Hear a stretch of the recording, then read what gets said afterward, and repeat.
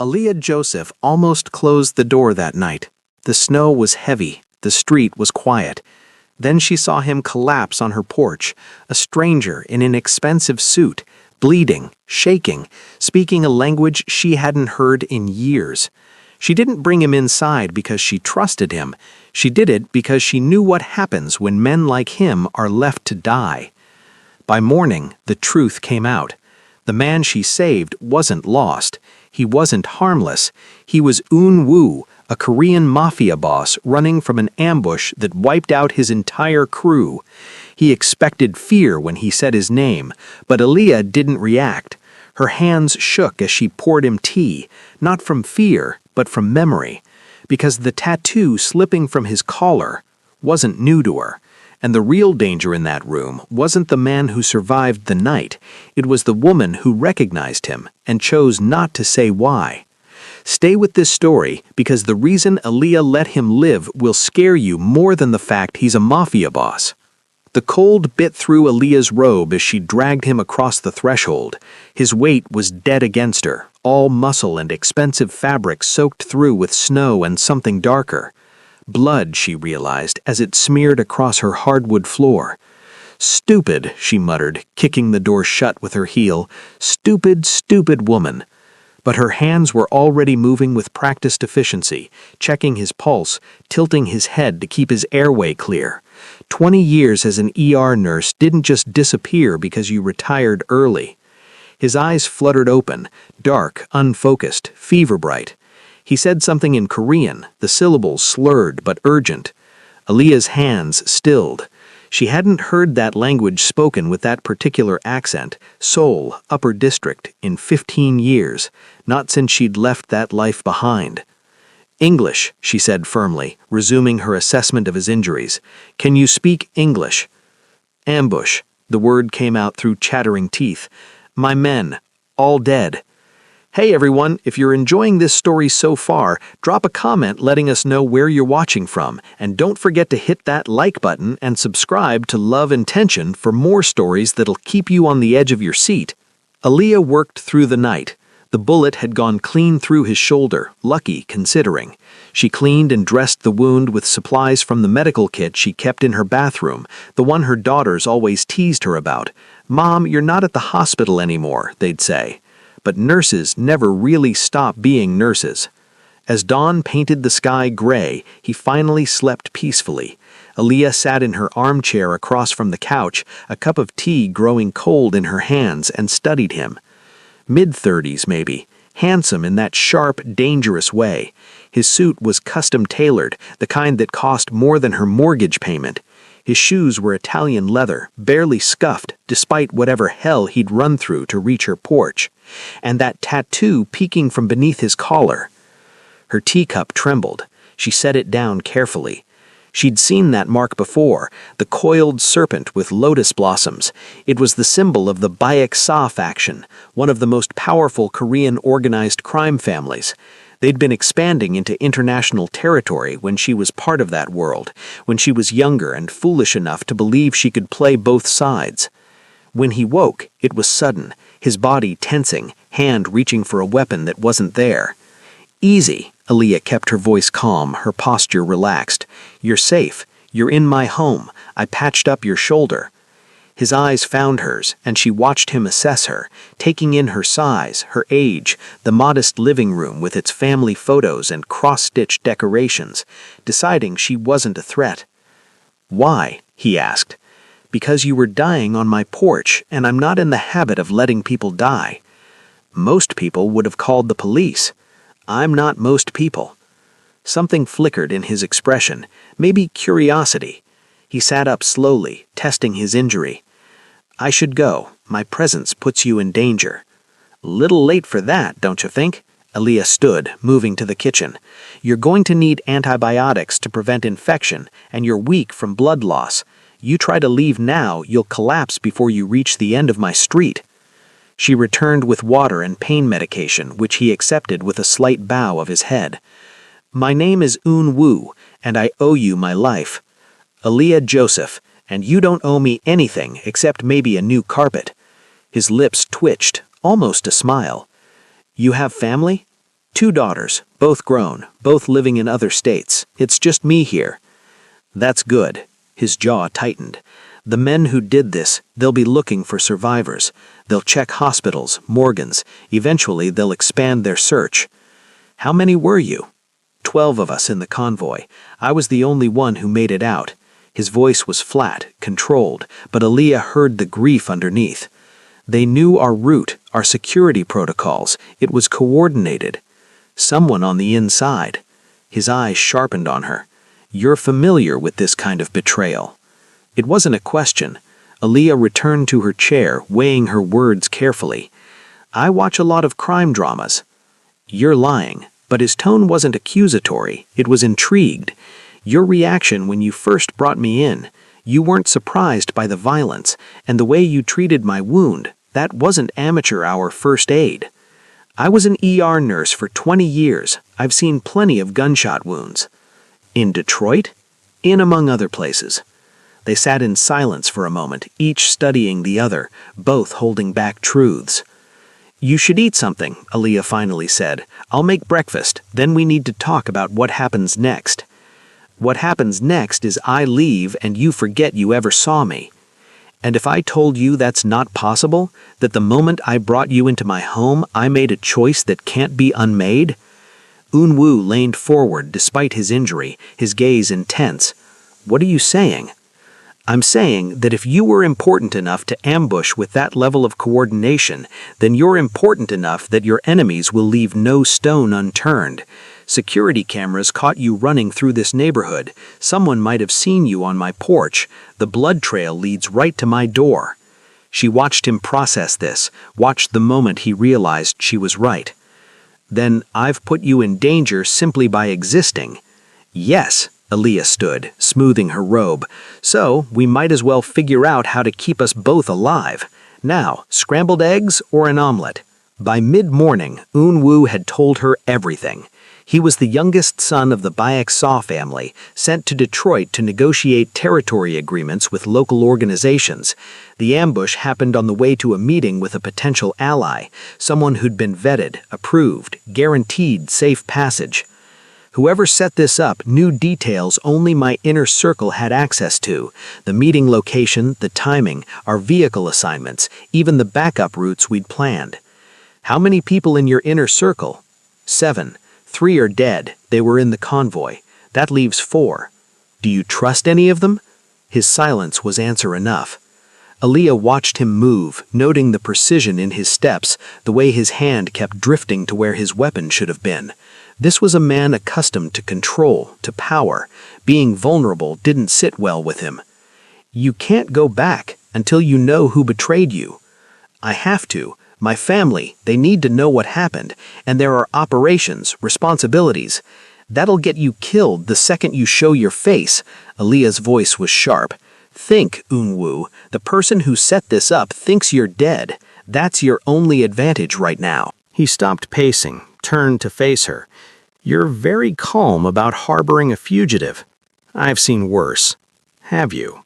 He crossed to where she sat, studying her with that unsettling intensity. "You know things you shouldn't. You speak like someone who understands this world. Who are you really, Aaliyah Joseph?" "I'm exactly who I appear to be, a retired nurse living alone in Detroit." "Retired at 50? 48, actually, and yes." "Why?" "Because I needed to disappear before someone connected the dots," she thought. "Because I'd played informant for too many sides, and eventually someone was going to figure out the pattern." "Health reasons," she said aloud. Unwoo's eyes narrowed, but before he could press further, his phone buzzed, the one she'd found in his jacket pocket and charged overnight. He checked it, his expression going carefully blank. "They've issued a statement condemning the terrorist attack that killed me and my men, promising retaliation." "Who issued it?" "Minjin, my second in command." He set the phone down with controlled precision. Either he's genuinely grieving and taking control in my absence, or he's the one who ordered the hit and now consolidating power. Which do you think it is? "I don't know." The admission clearly cost him. 6 months ago, I would have trusted him with my life. Now, Aaliyah stood, moving to the window. The street was quiet, suburban, ordinary, but she'd learned long ago that danger rarely announced itself with obvious signs. "You need proof," she said, "evidence that definitively points to the traitor. And how do I get that while I'm dead?" She turned to face him, something settling in her chest, a familiar weight she'd thought she'd never feel again, the weight of a decision that would change everything. "We investigate from the outside, find the proof, then you decide what to do with it."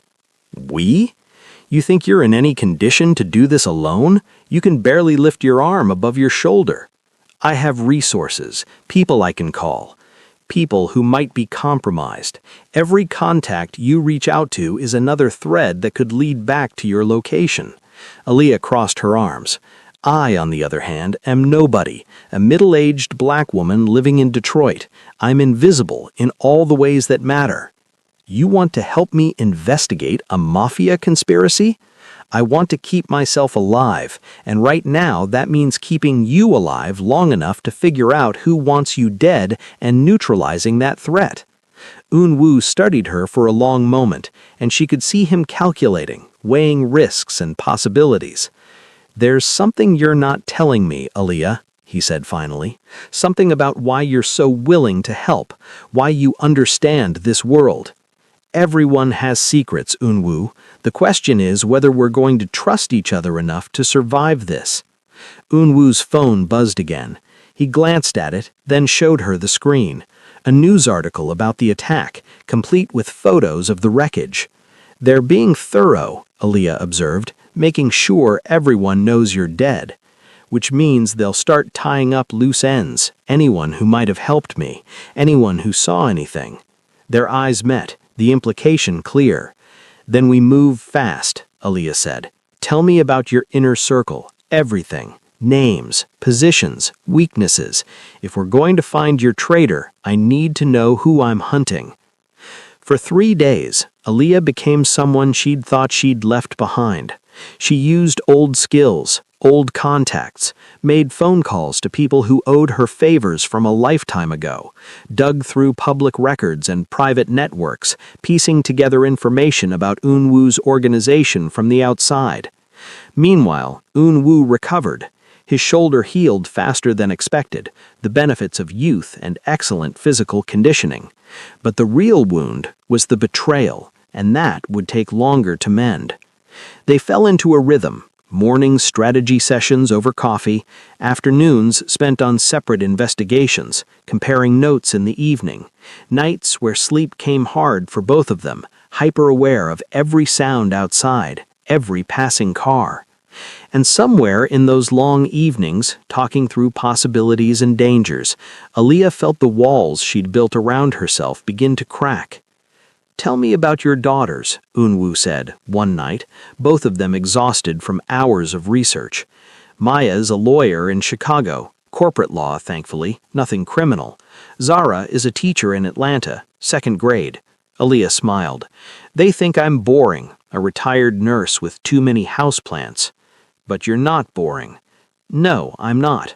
I met his eyes across the dining table, documents spread between them. "I used to be reckless, thought I was smarter than everyone else, played dangerous games with dangerous people because I convinced myself I was doing good." "What kind of games?" "The kind where you collect information on criminal organizations and pass it to whoever pays the most, sometimes law enforcement, sometimes rival factions, sometimes foreign intelligence." Eun-woo went very still.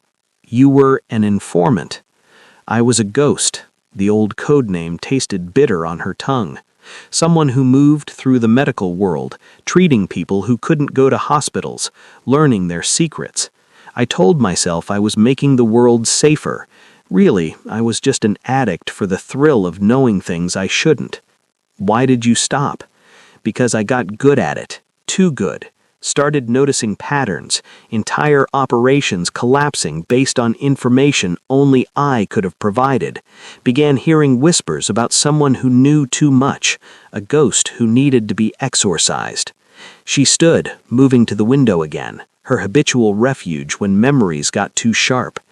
So you disappeared, took your daughters, and moved here, became exactly what everyone expected, a tired black woman in her 40s, retired early, invisible.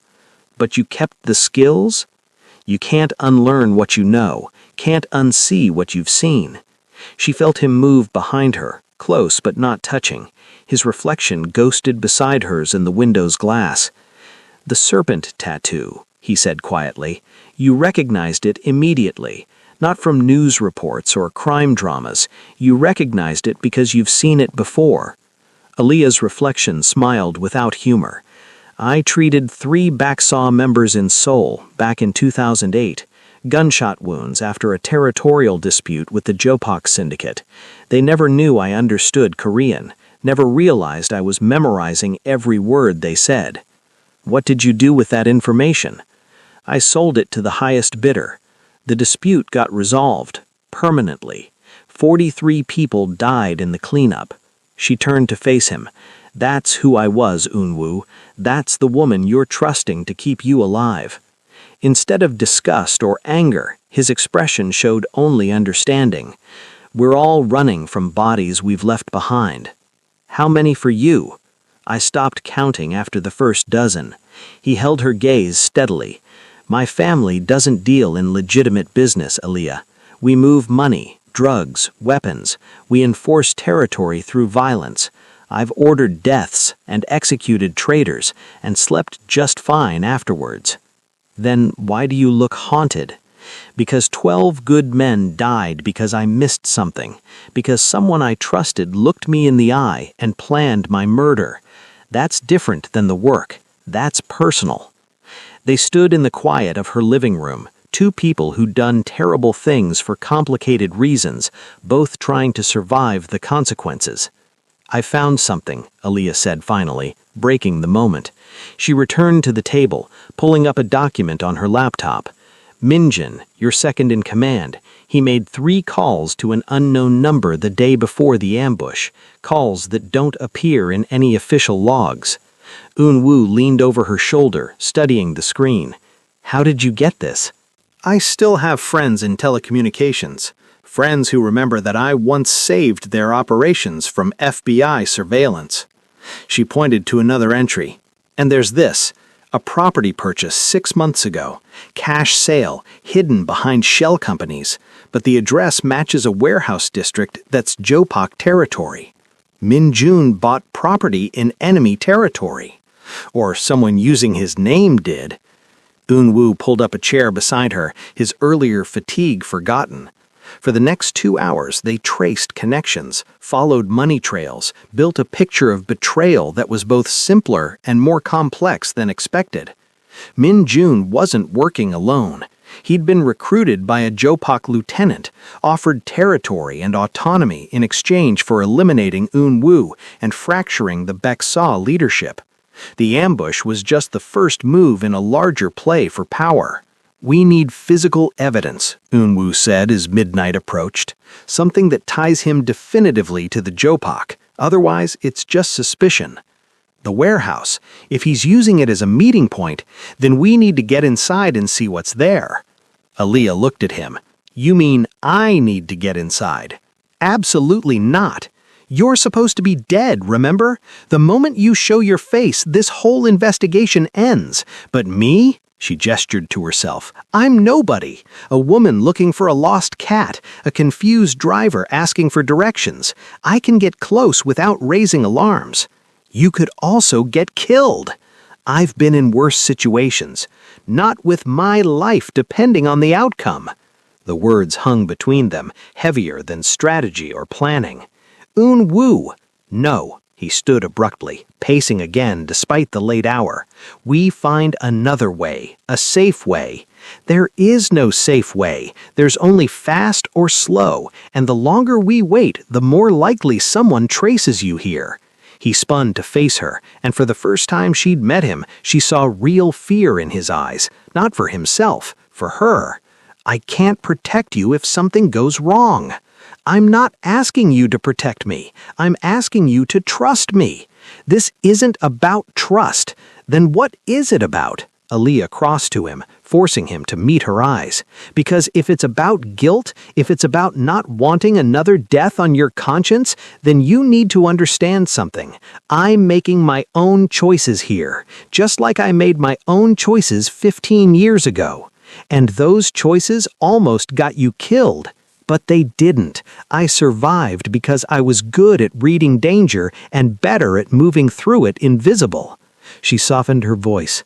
Let me do what I do best. Let me be the ghost again. Eun-woo's jaw worked, emotions warring across his face. Finally, he reached out, his hand cupping her cheek with surprising gentleness. If anything happens to you, then you burn Min-jun's world down. Deal?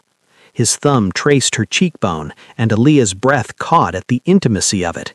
When had they gotten here? When had this stopped being about survival and become something else? Deal, he whispered, but we do this smart, full preparation, communication protocols, extraction plans. I wouldn't have it any other way. They stayed like that for a moment longer, the space between them charged with things neither was ready to name. Then Eun-woo stepped back, returning to his professional demeanor like armor sliding into place.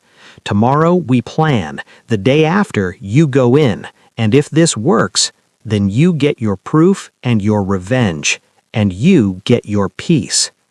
Aaliyah thought about that as she finally headed to bed. Peace. She'd been chasing it for 15 years, thinking it meant disappearing, becoming small, forgetting who she'd been. But maybe peace wasn't about forgetting. Maybe it was about finally settling old scores so the past stopped haunting you. Either way, she was committed now, for better or worse. If you're still with us, you're amazing. Drop a like on this video and subscribe to Love and Tension if you haven't already. You don't want to miss what happens next. The warehouse was exactly as forgotten as they'd hoped. Aaliyah approached on foot, dressed in forgettable clothes, carrying a shopping bag from a local store. Just another woman cutting through the industrial district on her way home. The earpiece nestled in her ear was nearly invisible, Eun-woo's voice a quiet presence as he monitored from 3 blocks away. Security camera on the northwest corner.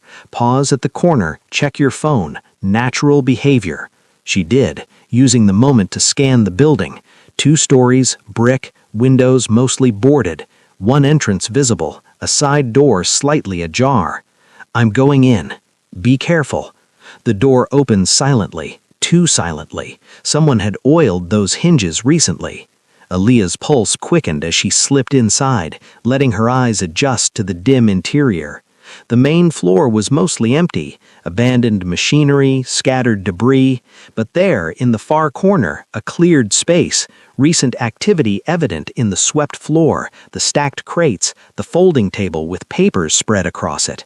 She moved closer, her phone already out and photographing everything. Financial documents, territory maps, and there, a contract bearing Min-jun's signature alongside a Jopak chop seal. I've got it. I've got physical proof of the alliance. Get out, now. But Aaliyah paused, something catching her eye. Another document, partially hidden beneath the others.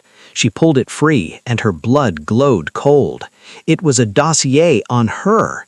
Her photo, old from her ghost days, her real name, her daughters' names, their addresses, her current residence circled in red. They know, she said, her voice steady despite the fear flooding her system. Eun-woo, they know about me. They have everything.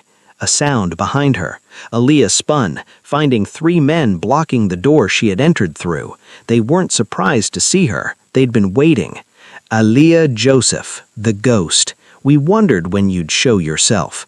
She didn't run. Running would just confirm guilt.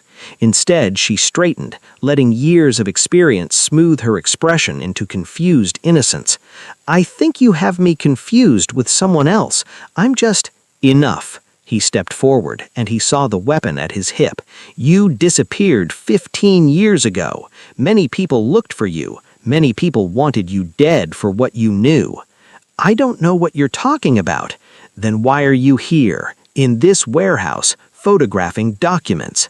Aaliyah's mind raced, calculating angles, distances, odds. 3 armed men between her and the exit. Unwoo blocks away, unable to help without revealing himself. "How did you find me?" she asked, buying time. "We didn't find you. You found us." He smiled without warmth, but when Min Jun's security flagged unusual searches into his activities, we started investigating. Imagine our surprise when the IP address traced to a house where a certain Korean businessman collapsed 3 days ago, a businessman who should be dead. Where is Eun-woo? The question was soft, almost gentle, but Aaliyah heard the threat underneath. Dead, like your news reports say.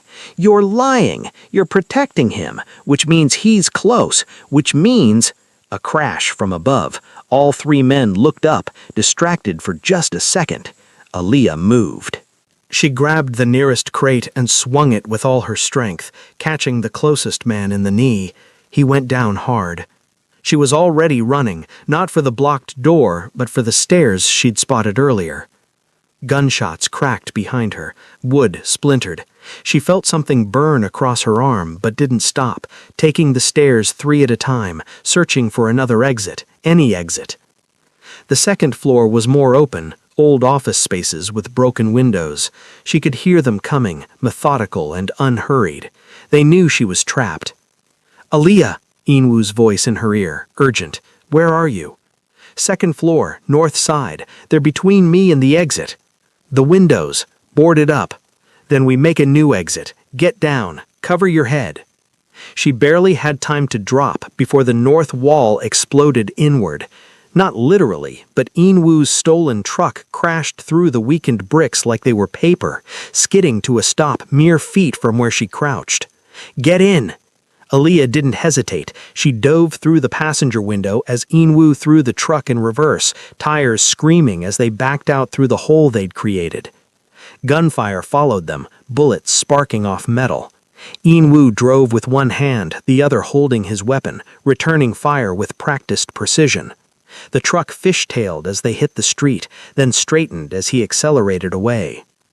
Neither of them spoke until they were blocks away, certain no one followed. "You're bleeding," Eun-woo said, his voice tight. "Graze, I'm fine." Aaliyah pressed her hand against the wound, feeling the sting.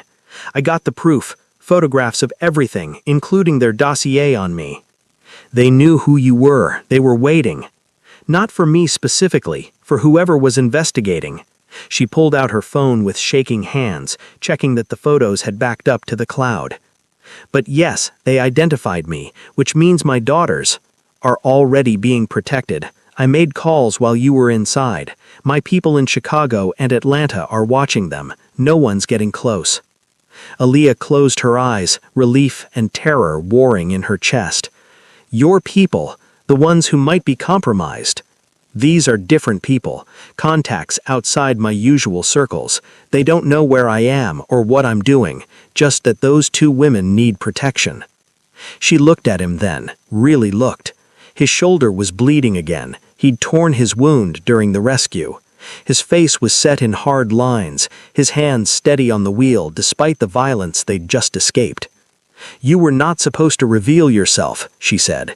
"You were supposed to stay dead." "Plans change." "Eun-woo!" "They had you. They were going to kill you or torture you for information. There was no choice." He glanced at her, something fierce in his eyes. "I would burn my entire operation to the ground before I let them touch you. Do you understand that?" Aaliyah's breath caught. "That's not rational." "I know." "It's dangerous, compromises everything." "I know." "Then why?" "Because somewhere between you dragging me half dead into your house and planning investigations over coffee, I stopped being willing to imagine a world where you don't exist." His voice was rough, honest. "So yes, I revealed myself. Yes, I've probably shortened my life expectancy significantly, but you're alive, and that's what matters." They pulled into a parking garage, not her house, somewhere neutral. Eun-woo killed the engine and turned to face her fully. "We need to move," he said. "They'll trace you back to your house if they haven't already. We need somewhere safe while we figure out our next move." "Our next move? You think I'm leaving you to face this alone? They know who you are now, Aaliyah. Know what you were. That makes you a target for more than just Minjun and the Jopok." She knew it the moment she saw that dossier. The ghost was exposed. All the people who'd wanted her dead 15 years ago would come looking now that they knew she was alive. "I've ruined your life," Inwu said quietly. "If I'd died on your porch like I should have." "Don't." Aaliyah reached across the space between them, her hand finding his. "I made my choice when I opened that door. I'd make it again. Even knowing it ends like this? This isn't the ending. This is the middle. We're not done yet." His fingers tightened around hers, and for a moment they just sat there, two people who'd found each other in the worst possible circumstances and somehow become essential to each other's survival. "I have a safe house," he said finally, "outside the city, secure, stocked. We can regroup there, send the evidence to people I trust, and wait for the fallout." "And then?" "Then Minjun dies, and anyone who helped him, and the Jopok learn that betraying my family has consequences." There was no emotion in his voice when he said it, just cold fact. This is who he is, a man who dealt in violence and revenge. She'd known that from the beginning. But there was something else, too, something in the way he crashed through a wall to save her, in the way he looked at her now like she was worth more than territory or power or pride. "Okay," Aaliyah said, "let's go to your safe house, figure out our next move. But In-woo, when this is over, when Min-jun is dealt with and the threat is neutralized, we need to talk about what happens next." "After?" "After the revenge, after the danger, what comes next for us?" His thumb traced circles on the back of her hand, a gesture so gentle it seemed at odds with everything else about him. "What do you want to come next?" "I don't know yet, but I know I'm tired of running, tired of hiding who I was. Maybe it's time to stop being invisible." "That's dangerous."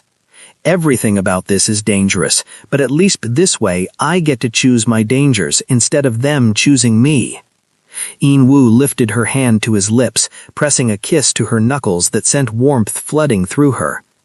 "Then let's survive this first, deal with the immediate threats, and when the dust settles—" He met her eyes. "We figure out what two people with blood on their hands and ghosts in their pasts do next. Deal." They drove to the safe house in comfortable silence, hands still linked across the center console, both of them bleeding and exhausted, but somehow more certain than they'd been in years.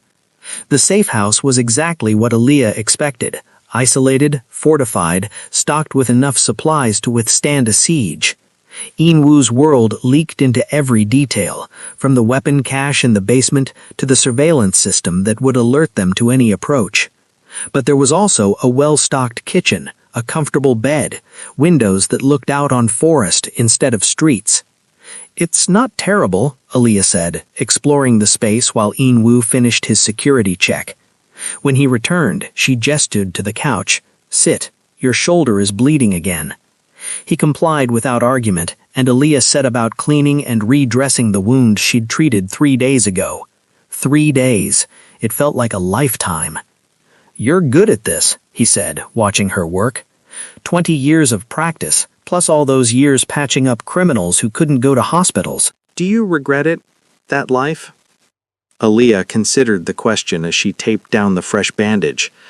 "I regret the people who died because of information I sold. I regret thinking I was smarter than the consequences. But the skills, the knowledge, no, those kept me alive, and they're keeping us alive now." She moved to clean her own wound, but In-woo stopped her, gently taking the supplies from her hands. "Let me." His touch was careful as he cleaned the graze on her arm, professional and impersonal, but Aaliyah felt the tension between them, the awareness that had been building since that moment in the parking garage. "In-woo, you should rest." He finished bandaging her arm and stood. "I'll send the evidence to my contacts, start the wheels turning. By tomorrow, Minjun will know I'm alive, and by the day after, he'll be answering for what he did." And us?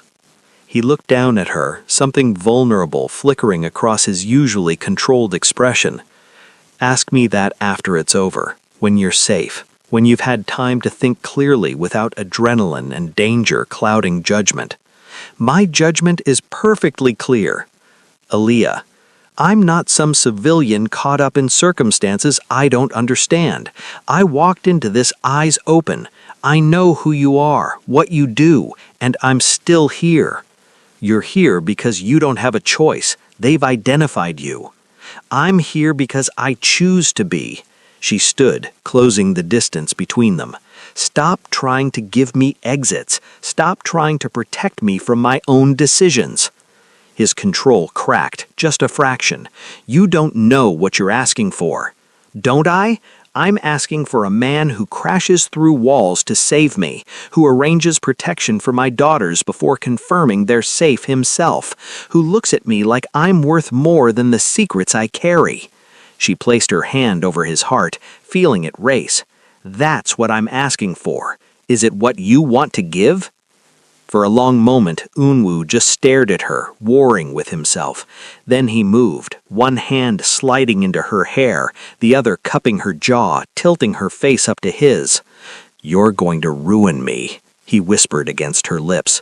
Good, you've already ruined me. The kiss was inevitable, deep and desperate, tasting of violence and survival, and something neither of them had expected to find. Aaliyah's hands fisted in his shirt, pulling him closer despite his injuries, despite every logical reason they should stop. They didn't stop. Morning came too soon, painting the safe house in golden light that felt at odds with the storm brewing outside their temporary sanctuary. Aaliyah awoke to find Unwoo already up, dressed, checking messages on a secure phone. His expression was grim. It started?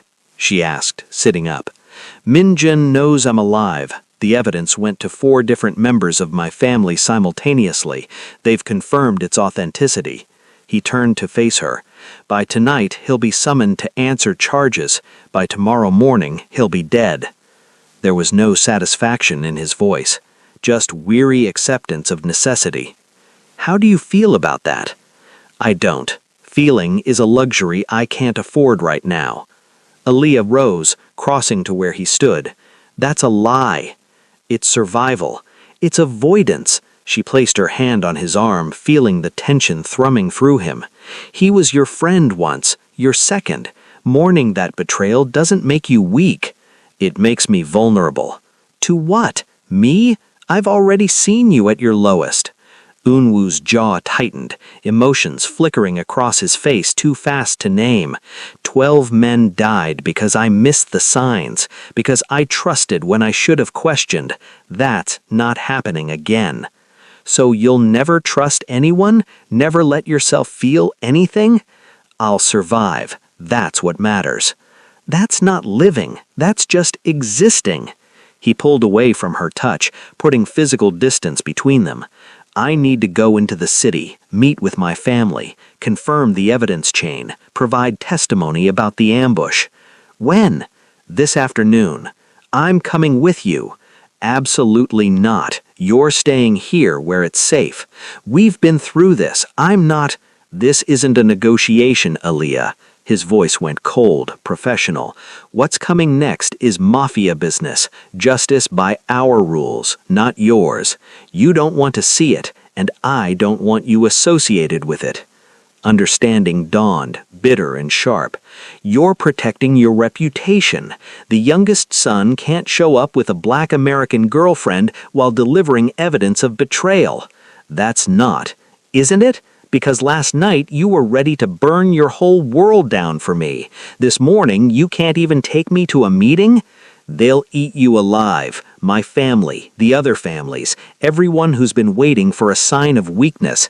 His voice cracked slightly.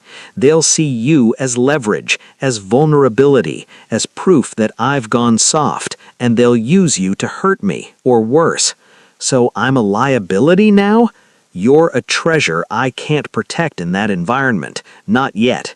Not until the immediate danger passes and I can properly establish your position. My position, Aaliyah repeated flatly. "As your mistress, your kept woman. As my partner, my equal." He crossed back to her, urgency replacing coldness. "But that requires time and strategy, requires me proving my strength first, re-establishing control. Then I can bring you in on my terms, not as a vulnerability, but as an asset." She wanted to argue, to push back against the pragmatic ruthlessness of his thinking, but she understood it too, had lived in that world long enough to know how weakness was exploited, how anything precious became a target. How long? A week, maybe two, while Minjin is dealt with and the Jopak alliance is crushed. Once that's settled, once my position is secure again, then I introduce you properly, make it clear that touching you means war. And until then, you stay here, safe, protected by people who report only to me. He cupped her face gently. "I know you hate this. I know it goes against everything you fought to become. But please, Aaliyah, give me this time. Let me do what I'm good at without worrying that my enemies will use you against me." She saw the truth in his eyes. This wasn't about shame or hiding. It was about survival, hers and his. "1 week," she said. "Then we figure this out together. No more protecting me from your world." 1 week, agreed Unwoo. "And Aaliyah, when this is over, I want to meet your daughters, properly, not as a threat they need protecting from, but as someone who's in your life and intends to stay." "That's a big commitment for a Mafia boss." "I know." They kissed then, slower than the night before, but no less intense, a promise of things to come, of a future they'd build once the present stopped trying to kill them. Unwoo left an hour later, armed and dressed in a suit that transformed him from the wounded man she'd sheltered into someone powerful and dangerous. She watched from the window as his car disappeared down the long driveway, feeling the weight of being left behind. But she wasn't helpless, wasn't just waiting.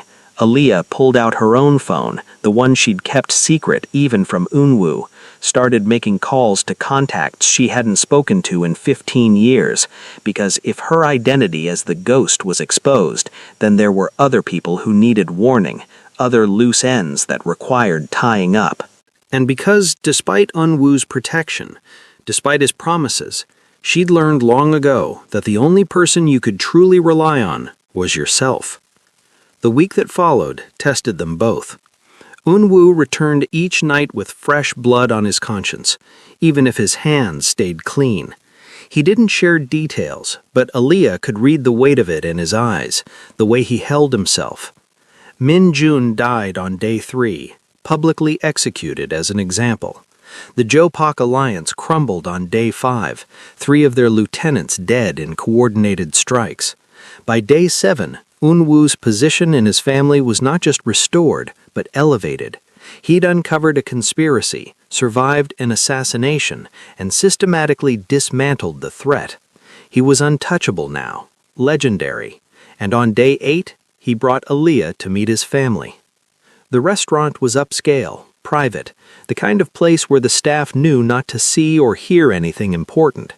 Aaliyah wore a dress she'd had delivered, elegant, expensive, making a statement without trying too hard. She felt every eye on her as Unwoo led her to a private room where 3 men and 2 women waited. His family, his inner circle. "This is Aaliyah Joseph," Unwoo said, his hand firm on her lower back. "The woman who saved my life, and my partner going forward." Silence. Assessment. Then the oldest man, Unwoo's uncle, stood and bowed slightly. "We owe you a great debt, Miss Joseph. My nephew is precious to this family." "I didn't do it for a debt." Aaliyah met his eyes steadily. "I did it because it was right, and because he's become important to me." "Clearly," the woman to his left, Unwoo's aunt, smiled, sharp and assessing. "Tell me, Miss Joseph, what do you do for a living?" "I'm retired, former ER nurse." "She's being modest," Unwoo interjected smoothly. "Aaliyah has extensive experience in information gathering and strategic analysis, skills that proved invaluable in identifying Min Jun's betrayal." Something shifted in the room. New interest, new calculation. "The ghost," Unwoo's uncle said suddenly. "You're the ghost. We heard rumors someone with that code name was active in Seoul 15 years ago. Impossible to identify, impossible to trace, responsible for—" "Many things I'm not proud of," Aaliyah cut in. "Yes, that was me. I've been retired for 15 years, and I intended to stay that way. But circumstances changed. Because of my nephew. Because dangerous people learned my identity when they investigated who was helping Unwoo. My retirement is over. Now I have to decide what comes next." Unwoo's uncle studied her for a long moment, then laughed, a sound of genuine delight. "You brought us the ghost, the information broker half the world has been searching for." He raised his glass. "To Aaliyah Joseph, welcome to the family." The others raised their glasses, and Aaliyah felt the shift. She wasn't just Unwoo's girlfriend. She was an asset, a weapon, someone with value independent of her relationship. It should have bothered her. Maybe it would have once. But she'd spent 15 years invisible, 15 years small and quiet and forgettable. Maybe it was time to be seen again. The dinner continued, and Aaliyah found herself drawn into discussions of strategy and territory, offering insights from her old life. They listened, respected her input, treated her as an equal. Later, in the car heading back to the safe house that was starting to feel like home, Unwoo took her hand. "You were magnificent." "I was myself. Apparently that's enough." "It's everything." He lifted her hand to his lips. "My uncle called me after you left the room, offered you a formal position, consultant on information security and strategic intelligence. That's a fancy way of saying spy. That's a fancy way of saying you'd be one of the most powerful people in our organization." Aaliyah considered that. Power, visibility, protection, everything she'd run from 15 years ago, offered freely now. "I need to think about it."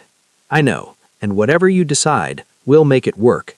Even if I say no, even if I want to go back to my quiet life in Detroit, then we'll make that work too. I'll find ways to visit that won't endanger you. We'll—" "Aaliyah," she squeezed his hand, "I'm not saying no. I'm saying I need to think about what saying yes means, who I become if I step back into that world. You become who you've always been. You just stop hiding it." They drove in silence for a while, Aaliyah processing the evening, the implications, the possibilities. "My daughters," she said finally, "I need to tell them something. Not everything, but enough that they understand my life is changing. We'll figure that out together, craft a story that keeps them safe but doesn't leave them blindsided. And us? What's our story?" Unwoo pulled the car over, putting it in park, turning her fully to face her fully. "The story is that a dying man collapsed on your porch, and instead of turning away, you brought him inside. You saved his life, and in doing so, saved your own. We found each other in the worst possible circumstances, and somehow made it work. That's the sanitized version. Fine. The real version is that you're a former information broker who recognized Mafia tattoos and decided to get involved anyway. I'm a crime boss who fell for the woman who patched my gunshot wound. Together, we navigated betrayal, assassination attempts, and family politics, and we came out the other side stronger. That's terrifying, yes. And complicated, yes. And probably going to kill us both eventually. Almost certainly." Aaliyah laughed, the sound surprising them both. "So why does it feel right?" "Because we're both tired of pretending to be things we're not, tired of hiding our damage and our skills and everything that makes us dangerous. With you, I don't have to be just the perfect soldier or the calculating boss. I can be human, flawed, real. And with you, I don't have to be invisible." They kissed there on the side of the road, two people who'd found each other in blood and violence and somehow built something like hope. 3 months later, Aaliyah stood in Unwoo's office, her office now too, reviewing intelligence reports on Jopak movements in the Midwest. She'd taken the position, stepped back into her old role with new parameters and better support. Her daughters knew she was consulting for an international security firm. Not the whole truth, but not a complete lie either. They were proud of her, happy she'd found purpose again. And Unwoo? Unwoo entered the office now, crossing to where she stood, wrapping his arms around her waist from behind. Anything interesting? The usual territorial posturing, nothing that requires immediate action. Good, because I was thinking we could actually leave the office before midnight once. Aaliyah leaned back in his embrace, feeling safe in a way she'd never expected to feel again. Where did you want to go? Your place, the house in Detroit. I realized I've never actually stayed there as a guest instead of a fugitive. She turned in his arms, surprised. You want to stay at my house? I want to see where you lived for 15 years. I want to sleep in your bed and drink coffee in your kitchen and meet your neighbors who think you're boring, he smiled. I want to know all the pieces of your life, not just the ones that fit my world. My bed is tiny compared to yours. Then we'll be close. My neighbors are nosy. Then we'll give them something to talk about. My kitchen is perfect, I'm sure, Aaliyah. He cupped her face, his expression serious now. I don't want you to fit into my world. I want us to build something new, something that's ours. And that means honoring both where we come from and where we're going. You've been thinking about this. I've been thinking about you, about us, about making this work long-term, not just surviving crisis to crisis. Aaliyah felt her chest tighten with emotion. I love you. The words surprised them both. She hadn't meant to say them. Not yet. Not here. But Unwoo's smile was worth it. Genuine, unguarded, transforming his entire face. I love you too. Have since you yelled at me for bleeding on your carpet. I did not yell. He kissed her, swallowing her protest, and Aaliyah melted into it, into him, into this impossible thing they'd built from disaster and blood. When they finally pulled apart, both breathing hard, she rested her forehead against his. So, my house. Tonight. Tonight. And tomorrow? Tomorrow we deal with the intelligence reports. Tomorrow we navigate the politics and dangers. Tomorrow we're who we have to be. He pulled back just enough to meet her eyes.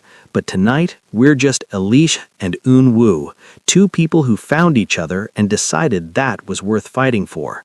I like that plan. They gathered their things and headed out, hand in hand, two dangerous people who'd somehow found peace in each other's chaos. As they drove toward her house in Detroit, toward normalcy and boring neighbors and a tiny bed, Aaliyah reflected on the journey that had brought them here. The night she'd opened her door to a dying stranger, the choice to help instead of hide, the slow revelation of who they each really were beneath their protective layers. She'd thought retirement meant disappearing, becoming invisible, but maybe it had just been practice for this, learning to hide so she'd know how to emerge when it mattered, building a quiet life so she'd have something worth protecting when danger came calling. And danger had come, in the form of a wounded man in expensive clothes and a tattoo she recognized from another lifetime. But so had